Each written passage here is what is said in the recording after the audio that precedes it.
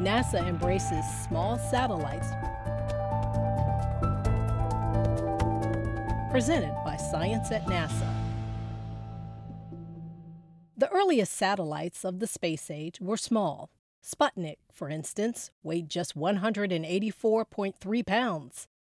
America's first satellite, Explorer 1, was even smaller, at only about 30 pounds. Over time, satellites grew to accommodate more sensors with greater capabilities, but thanks to miniaturization and new technology capabilities, small is back in vogue.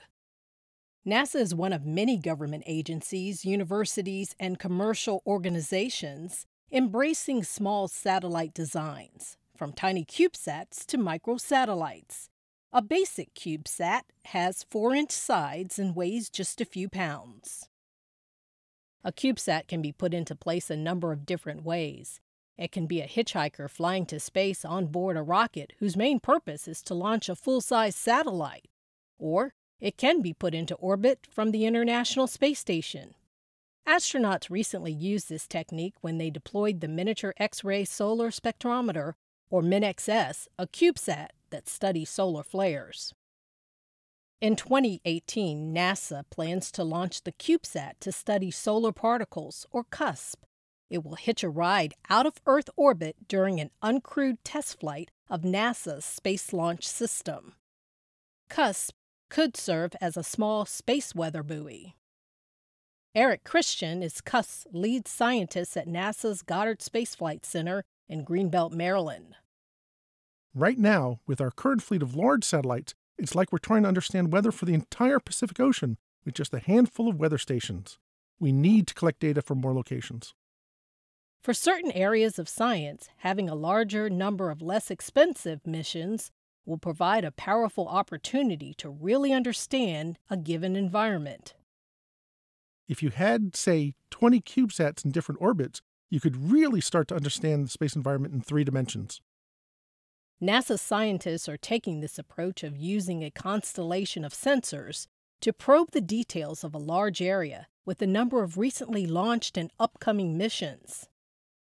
The Cyclone Global Navigation Satellite System, or CYGNSS, launched in December 2016.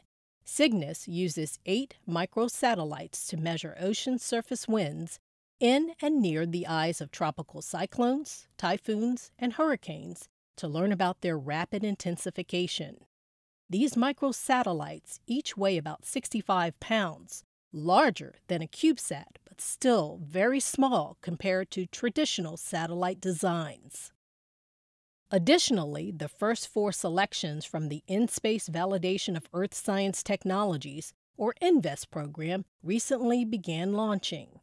The goal of the INVEST program is to validate new technologies in space prior to use in a science mission.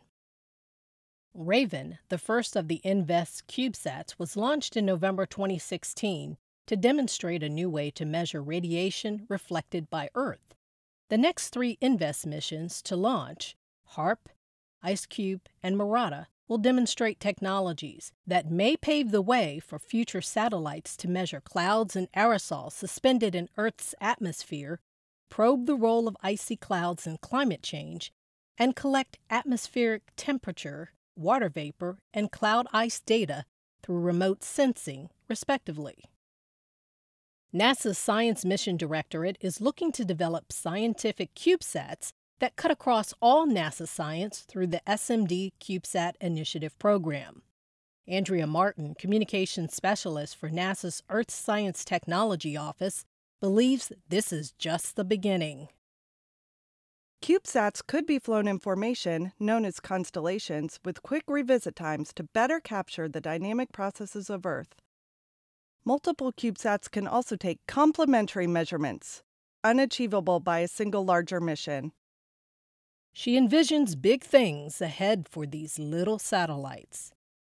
For more news about CubeSats and other cutting-edge technologies, both big and small, stay tuned to science.nasa.gov.